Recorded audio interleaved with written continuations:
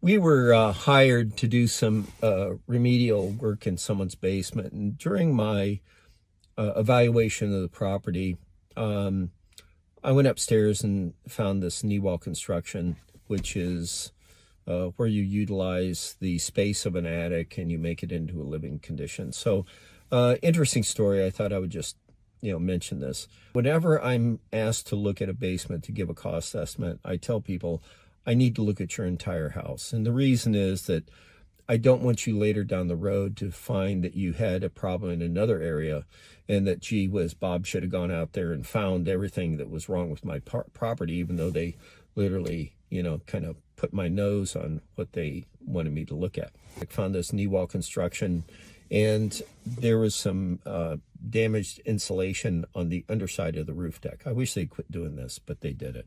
And so I peeked in there, and there was no baffles. And you have to have a baffle from the soffit to the ridge vent. And regardless of knee wall construction, you need to have a conduit of air that goes that collects the moisture that's in the home and has it get its way up to the ridge vent.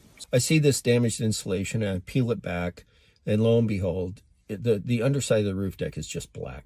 So I took a tape lift sample, and because the woman who actually owns the property is 92 years old and wants to be ready to sell the house on a notice.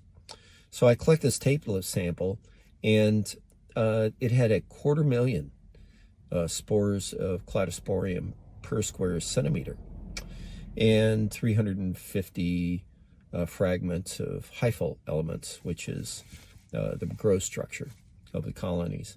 So these numbers are just totally out of scale. Kind of gave her the bad news, and she didn't want to hear it. So